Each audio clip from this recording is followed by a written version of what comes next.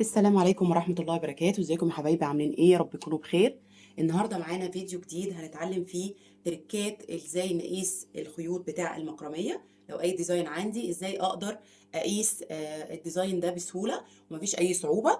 ان شاء الله باذن الله هقول لكم تريكات كتير هتفيدكم في الفيديو ده، وهقول لكم كمان نصيحة كده باذن الله هتنفعكم جدا في قياس الاطوال. في نهاية الفيديو باذن الله هقول لكم على طريقة حلوة جدا برضو هتفيدنا، وما تخليناش كل شوية نقول هنقص الخيط على كام، هنقص الخيط على كام. لان حقيقي السؤال ده بيضايقني، لان اي فنانة او اي حد هيبدأ براند، هيبدأ مشروع ليه، هيبدأ بيزنس ليه، ما ينفعش ان انا افضل اعتمد على غيري في قص الخيوط. ما ينفعش. اوكي، ممكن لو ديزاين مثلا في شغل كتير مش عارف ايه فشفت فيديو مفيش مشكلة، ولكن مش هفضل طول الوقت اعتمد على غيري في قص الخيوط. تمام؟ فقالوا كده مع بعض بإذن الله نقول مع بعض ايه هي التفاصيل والتركات ان شاء الله اللي هتطلع الشغل مظبوط بإذن الله. تمام؟ يلا نسمي بسم الله ونصلي على رسول الله صلى الله عليه وسلم. طبعا انا حبيت نعمل ده على الجدارية دي عشان خاطر الجدارية دي فيها تفاصيل كتير. ف يعني عايزه اوضح لكم ان اي ديزاين عادي احنا نقدر نقرا الباترون بتاعه. اوكي، يعني في الفيديو ده انا طبعا مش هقول لكم احنا هنقص دي كذا ودي كذا، لان انا كنت موضحاه في الفيديو اللي نزلت فيه بالفعل الجداريه ان احنا هنقص على كام وكل خيط بالظبط، وكل شغل سواء المعينات البتلات اي جزء انا قلت هنقص على كام. تمام؟ انا بس عايزه اوضح لكم ازاي نقرا اي باترون، فاخترت دي لان هي فيها شغل شويه، فهتساعدنا اكتر ان احنا اي بقى باترون نقدر ان احنا ننفذ عليه نفس الكلام. اوكي، اول حاجه انا مثلا عندي مثلا المكرميه دي الشغل فيها كتير، فطيب المفروض لما ما اجي اقرا الباترون بتاعها اعمل ايه؟ المفروض انا قلت لكم برضو قبل كده ان احنا لازم الشغل يبقى من جوه لبره وانا خارجه على بره. هي دي كلها طبقات شغل فوق بعضها. اوكي، فانا ببدا بالطبقه الاقل دي، بعد كده برجع بزود لحد لما اوصل لاخر طبقه دي. اوكي، يبقى انا ببدا من جوه لبره وانا خارجه كده، من جوه لبره. اوكي، انا عملت دلوقتي الجزء اللي لجوه. ايه ده؟ الجزء ده ماشي ازاي؟ فالجزء ده انا هعلق مثلا خيط، جزء منه هيروح يمين وجزء منه هيروح شمال، وعقدة تثبيت من هنا وعقدة تثبيت من هنا. خلاص انا كده عرفت الجزء اللي تحت ده اللي هو اول واحد، وهعلق عليه خيوط نفس الوضع كده زي ما احنا عاملين بعقدة التثبيت. فاحنا خلصنا الجزء ده وفي الخرز علقناه. تمام كده؟ طيب بعد كده هناخد اي جزء بقى، هناخد الجزء اللي بعده مباشرة. اوكي، اللي هو الجزء ده. تمام؟ ده المفروض اللي بعد نخلص الجزء اللي جوه ده وبعد كده ده. تمام؟ الجزء ده بقى نعمل فيه ايه؟ ده عقدة معين صغير بفتلتين فقط، مش باكتر من كده. تمام؟ فانا المفروض لما اجي اقول هعمل ايه، هقيس بقى الجزء ده كده واشوف انا هضربه في كام. بعد كده هخلي بالي ان الشغل ما بيخلصش لهنا، خلي بالي برضو من النقطة دي. ده كل ده شغل، كل دي عقد مزدوجة. عقد المزدوجة دي طبعا بتسحب خيط، فلما باجي اقيس بقيس كل ده لحد هنا، مش باجي لحد هنا وخلاص، لا انا بقيس كل ده كده لحد هنا، واشوف العقدة دي كده بتتضرب في كام، هزود عليها ايه، هقيس بقى تاني من هنا لحد نهاية الجدارية اللي هي طول الشراشيب، هضربها في 2. اوكي، وبعد كده هضيف عليهم عقدة البداية. تمام؟ نفس اللي انا عملته هنا نفس اللي انا هعمله في اللي بعدها، دي مرتبطة بدي، فنفس الوضع كده دي لحد هنا كده هقيس نفس الوضع دي. اوكي، طيب خلصت الجزء ده وخلاص وعملته وقفلت الجزئية دي كده، بعد كده هشوف اللي بعده. اللي بعده العقد اللي هي المزدوجة المائلة دي. اوكي، انا قريت الباترون مثلا، لو انا طبعا هعمل نفس المقاس، يعني ده عرض 120 سنتي، لو انا هعمل نفس الديزاين فهعلق هنا 5 فتلات 5 خيوط. اوكي، وهعملهم مزدوجة مائلة. طب هاجي هقيس من هنا كده لحد هنا برضو، وبرضو بعمل حساب كل واحدة منهم، هعمل حساب طول الخيط بتاع الجدارية اللي هي الشراشيب بتاع الجدارية وعقدة التثبيت.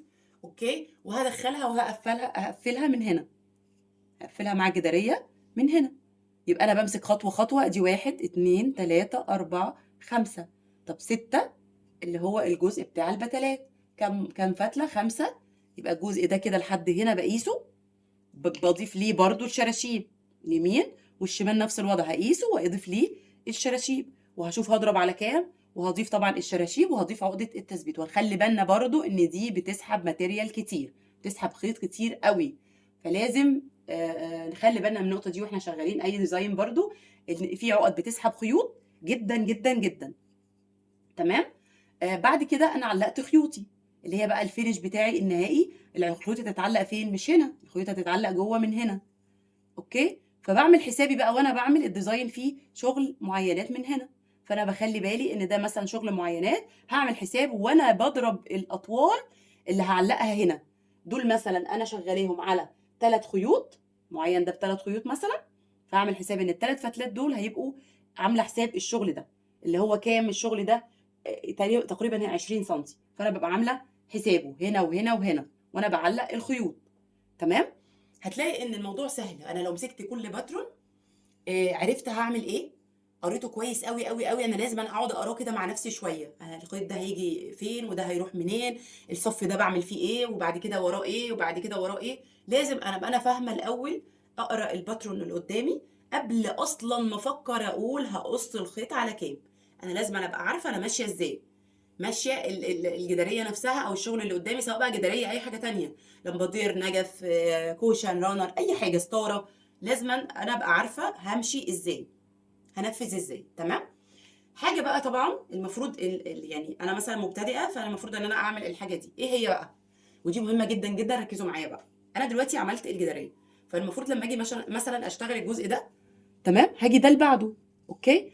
انا حسبت وعملت كل حاجه والشراشيب والعقده البدايه وكل حاجه. لازم لازم لازم لازم لازم اول جزء احطه او اول خيط احطه في الشغل، لازم ابقى ازود فيه طول. حتى لو الطول ده متر، متر ونص يا جماعه مفيش مشكله. انا دلوقتي هنفذ دي مثلا ومزوداها، فرضا طلعت انا شدت ايدي مثلا بتاخد خيط اكتر من اي حد تاني. اوكي، يبقى انا كده عرفت ان انا ايدي مثلا بتاخد شدة الخيط بتاخد. فرضا انا ما حسبتش صح قوي، فالخيط ده اوكي هيبقى كده مش هيعجز معايا، مش هيقصر معايا. اوكي. فانا كده دلوقتي هزود مثلا، حتى لو والله لو زودنا 2 متر، هي يعني هنلاحظ انا مثلا عملت اليمين اهو، فانا لما اوصل للاخر انا قبل ما اوصل واقفل انا هبقى عارفه ايه ده في زياده، في زياده قد ايه، هبتدي اقيس واشوف الزياده مثلا قد ايه. فالزياده لو في زياده بالفعل هخصمها بقى من المره الثانيه لما اجي اعمل الجزء اللي على الشمال. يبقى أنا لما باجي اعمل على الجزء اللي على اليمين بزود شويه في الخيط وخلاص، ببقى انا عارفه الزياده ايه. خلاص انا اشتغلت مثلا الجزئيه دي لحد هنا وعارفه طول الشراشيب قد ايه مضروب في 2، واللي هيتبقى بقى هقيسه وهخصمه من الناحيه الشمال. اوكي. ده هيبقى افضل كتير جدا، بما اني بدل ما يعني هيقصر معايا فانا هبقى متضايقه. طبعا في طرق كتير جدا، طرق ان انا ازود طول الخيط بيها، بس انا طبعا يعني طب ليه، طب انا احسب كويس من الاول، ازود شويه من الاول، ما دام انا حاسه اني ممكن اتلخبط، ممكن يعني يبقى فيه غلط كده في الديزاين اللي معايا، او ان انا ما اقدرش اشتغله مظبوط. اوكي كده. دي حاجه، دي تركه من التركات. طيب ايه التركه التانيه بقى المهمه اللي هتفرق معاكوا جدا جدا جدا جدا في قياس الاطوال؟ هي ايه بقى؟ انا مثلا دلوقتي اساس شغلي فرضا الكوردون الحشو مثلا زي الجداريه دي، وبستخدم برضو المجدول مثلا اوقات ار مثلا، او اي مجدول تاني كاندي، اي مجدول. اوكي. او مجدول عادي سميك شويه. تمام. فانا لازم يبقى عندي زي باليت بقى. شوف انتوا عارفين كده باليت الالوان لما مثلا بيبقى فيها اكتر من الوان اللي هي المتدرجه اللي بتبقى ماشيه مثلا مع بعضها. فانا دلوقتي همسك كل خيط، فرضا دلوقتي انا بستخدم مثلا اكتر عقد في شغلي المعين مثلا المزدوجه المائله، مثلا نقول ايه الحلزونيه مثلا اللي هي السبايرال، بنستخدم مثلا بتله مثلا.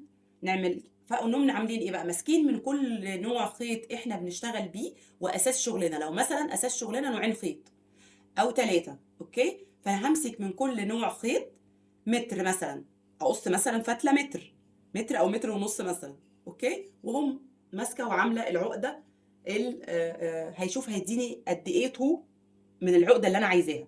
يعني مثلا هشوف المتر ده هيديني كام معين طوله، يعني قد ايه، 10 سنتي 7 سنتي كام، هيديني قد ايه. تمام. وكذلك في البتلات، طبعا في البتلات لا مش هنقص متر، هيبقى اكتر لان تحب تسحب خيط كتير اقل حاجه تبقى متر ونص مثلا، عشان مثلا يعملوا لي بتله زي كده. تمام. مثلا لو انا السبايرال مثلا، طبعا وعارفين ان احنا بنقصر الخيط اللي في النص عن الاجناب، فببقى عامله حسابي برضو وانا بشتغل دي. العقده برضو السكوير نوت المربعه العاديه، فبرضو بعمل حسابي ان اللي في النص. بعد كده بحط البالت دي قدامي. انا اي شغل عندي حرفيا هبقى عارفه انا مثلا محتاجه مثلا هنا هحتاج 40 سنتي او 50، يعني 40 دي بس لوحدها ماشي. فانا هبقى عارفه ان العقد اللي هي المعينات دي انا مثلا المتر اداني مثلا اداني 7 سنتي او 10 سنتي، فانا هبقى عارفه هنا هحتاج قد ايه. لو هضرب مثلا لو برضو 40، انا مش بقول لكم على دي بالظبط، لو 40 فرضا وهو اداني 10 سنتي في المتر، لا يبقى انا كده محتاجه 4 متر، عشان لو هعمل 40 سنتي كل 10 سنتي بيحتاجوا متر. فهمتوا قصدي؟ يبقى بعد كده انا عارفه ان ال10 سنتي دول عملتهم بالمتر، فبعد كده لما اجي محتاجه 40 هحتاج 20، يبقى لو هحتاج 20 سنتي يبقى هقص على كام؟ 2 متر. 30 سنتي 3 متر. 40 سنتي 4 متر، وهكذا في اي ديزاين اي عقده انا عارفه. بس طبعا بنفس نوع الماتيريال، لان ده بيختلف برضو في القص.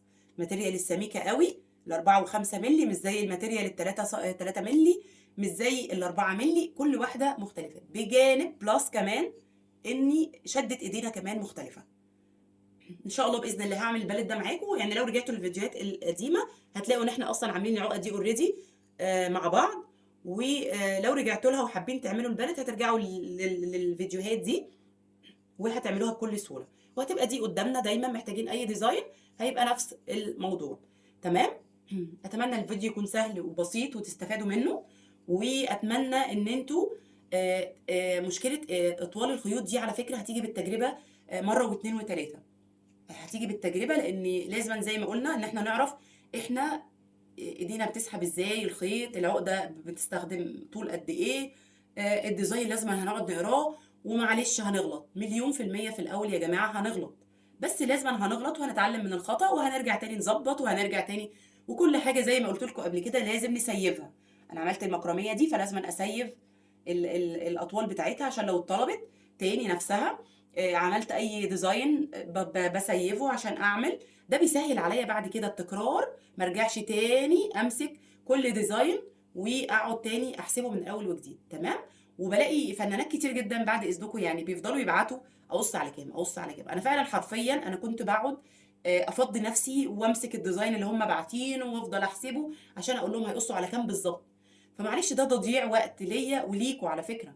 انتوا كده مش هتتعلموا، يعني سواء ليا او لغيري، او هتبعتي لمين ولا لمين ولا لمين. يعني مش كل ما يجيلك اوردر ما دام انت خلاص انت نويتي يبقى بيزنس مش شغل مثلا ليكي، او انا ممكن اساعدك لو انت خلاص ده ديزاين بس انت عاملاه دوبك كده ايه لبيتك مثلا، مش حابه يبقى براند ليكي او بيزنس ليكي، مفيش مشكله. ولكن لما التكرار بقى خلاص انا بيزنس، وازاي هفضل اسال اسال اسال؟ امال هنتعلم امتى طيب؟ لازم نتعلم، لازم نثق في نفسنا، لازم نثق في قدراتنا عشان نقدر نطلع شغل افضل ثم افضل ثم افضل. ده هيجي بايه؟ ده هيجي بالخبره، مش هيجي من يوم وليله كده هنلاقي نفسنا اتعلمنا. لا لازم نغلط عشان نتعلم. تمام. اتمنى اكون فدتكم جدا. اي حد محتاج اي معلومه يبعت لي وهرد عليكم على طول، وهستنى دعوه حلوه منكم، واشوفكم في فيديوهات تانية كتير. والسلام عليكم ورحمه الله وبركاته.